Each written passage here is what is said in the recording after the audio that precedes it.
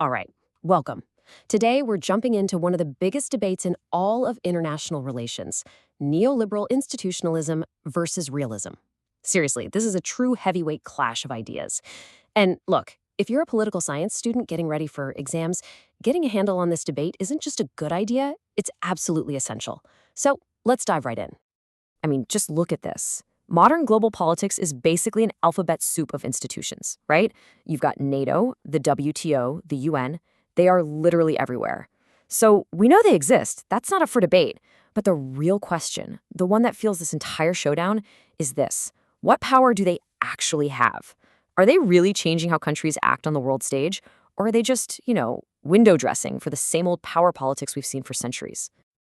Okay, so here's our game plan. First, we're going to set the stage with this world of institutions we all live in. Then we'll do a little time travel to see how we got from organizations to isms. After that, we hit the core question: why do states cooperate in the first place? And of course, we have to tackle the realist rebuttal. Finally, we'll ask the big one: do institutions actually matter? And wrap up by looking at the evolving rules of governance. This framework should give you everything you need to know. So first up, a world of institutions. The simple fact is, international politics today isn't just about states talking to other states. It's deeply institutional. I mean, think about it. Whenever we hear someone complain about a country acting unilaterally, that complaint only makes sense because we expect them not to. The default assumption is that cooperation through institutions is the norm. And this quote just nails it, doesn't it? If the world was a pure realist free-for-all, nobody would bat an eye at a country doing whatever it wants. That would just be business as usual.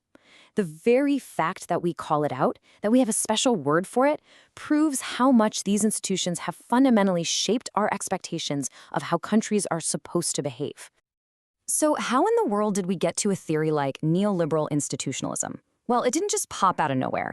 To really get it, you've got to trace its roots, because this whole field of study grew out of decades of intense debate and reactions to massive world events. And this timeline is so key to understanding the story. After World War I, you had this huge wave of idealism, this belief that we could engineer a better world with things like the League of Nations. Well, we know how that ended. Realism came roaring back, pretty much dismissing all of it. But then, after World War II, what happened? Even more institutions were built: the UN, the IMF. By the 1980s, scholars started talking about regimes, which paved the way for what we now call neoliberal institutionalism. It's really a story of theory racing to catch up with reality. Now, this definition right here is absolutely critical. The really big shift in thinking was moving beyond just studying formal organizations, the actual buildings in New York or Geneva, to studying the underlying rules of the game. An institution isn't just a building. It can be a formal treaty, sure, but it can also be an informal set of expectations that guides how states interact. This makes it a way bigger and way more powerful concept. And that brings us right to the heart of neoliberal institutionalism. And here's what's so interesting: it's kind of a paradox. A theory about cooperation actually starts by agreeing with a theory about conflict. NLI accepts the realist picture of a world full of self-interested, power-hungry states. But, and this is the big but, it argues that for those very states, creating and following rules is often the most rational, self-interested thing they can do. Cooperation isn't about being naive or idealistic. It's just smart strategy. So why would these rational, self-interested states bother with this? Well, NLI theorists point to three main reasons. They help solve coordination problems, they overcome collaboration problems, and they reduce what economists call transaction costs. For anyone studying for an exam, these three pillars are what you absolutely need to remember. So let's start with coordination. Okay, first up, coordination problems. A perfect example is international air traffic control. Every single country wants its planes to fly safely, right?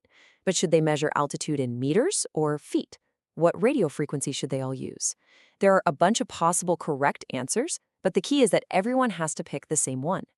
An institution, in this case, acts like a traffic light. It just provides a clear, simple rule that lets everyone coordinate for their mutual benefit and avoid total chaos. Second, we've got collaboration problems, and the classic example here is the prisoner's dilemma. Now, the issue isn't picking the same path, it's about trusting the other guy not to screw you over. Think about an arms race. The best possible outcome for both countries is to stop building weapons, but each one is terrified that if they stop and the other one doesn't, they'll be left totally vulnerable. So the individually rational choice is to keep arming up, which leads to a terrible outcome for everyone. Institutions help solve this by providing monitoring and verification, creating the trust needed for both sides to finally cooperate. But of course, it's never that simple, is it? If cooperation is such a logical, rational choice, why is there still so much conflict in the world? Well, this is where the hugely powerful realist critique comes storming in, offering a much more skeptical take on what these institutions can actually pull off. This slide really boils the whole debate down to its absolute core. For neoliberal institutionalists, states care about absolute gains. They ask, are we better off now than we were before? Simple. But for realists, states are obsessed with relative gains. They ask, are we gaining more than our rival is? And that one little difference changes absolutely everything. A state might actually turn down a deal that benefits them if it helps a competitor out even more. So from this viewpoint, institutions aren't independent players at all. Realists use a fancy word, epiphenomenal. It just means they're a side effect, a shadow cast by the real balance of power, not something that causes change on its own. And if we dig a little deeper, realists will say, sure, maybe institutions work for low politics. Things like setting international mail routes or trade standards, fine. But when it comes to high politics, the real life and death stuff like national security, they're a false promise. In the realist world, institutions don't change the game. They're just tools that the most powerful countries use to lock in their advantages and make a world order that already benefits them look legitimate. So now we've got these two powerful theories staring each other down. Who's right? I mean, that's the million-dollar question, isn't it? Does the evidence from the real world actually show that these institutions change state behavior? Or are the realists right that it's all just a sideshow? So let's look at a classic test case, NATO. According to pure realist logic, NATO was created for one reason and one reason only, to counter the Soviet Union. So when the Soviet Union collapsed, famous realists predicted that NATO would just wither away and dissolve. But that's not what happened, is it? It didn't just survive, it expanded, adding new members, and it took on brand new missions far outside its original purpose. This really suggests that the institution itself developed a kind of life of its own, something that went beyond the initial power calculations of its creators. But that NATO example brings up this huge, tricky problem that scholars are always wrestling with. It's the classic problem of correlation versus causation. We see countries complying with international treaties all the time, but the question is the treaty causing them to comply, or is something else going on that we're not seeing? And this is a super important point for any critical analysis, the problem of selection bias. Just think about it for a second. Countries are way more likely to sign a treaty that matches what they already wanted to do, right? So when we see a country complying with a human rights treaty, is it because the treaty forced them to change? Or did they just sign the treaty because they already had pretty good human rights practices? It makes proving that the institution itself is causing the good behavior incredibly difficult. And, this whole debate isn't just some static argument stuck in the past.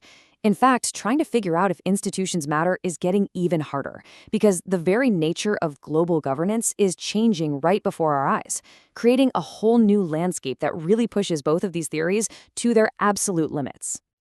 And this slide really shows you what the 21st century looks like. Institutions are becoming way more intrusive. I'm talking on-site weapons inspections, international election monitors, things that would have been unthinkable not too long ago. Leaders are using international deals to lock in their own domestic policies. And states are living in this dense fog of what we call multi-level governance, where they can actually go forum shopping. They can choose to take their case to the UN or the WTO or a regional court, depending on where they think they'll get the best outcome. And that brings us to the final and maybe the most important question to leave you with. Both realism and neoliberal institutionalism were built on one core assumption, that the state is the main actor in world politics.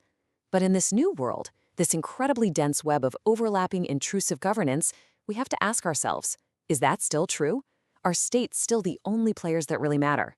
Or are these institutions slowly but surely becoming powerful actors in their own right?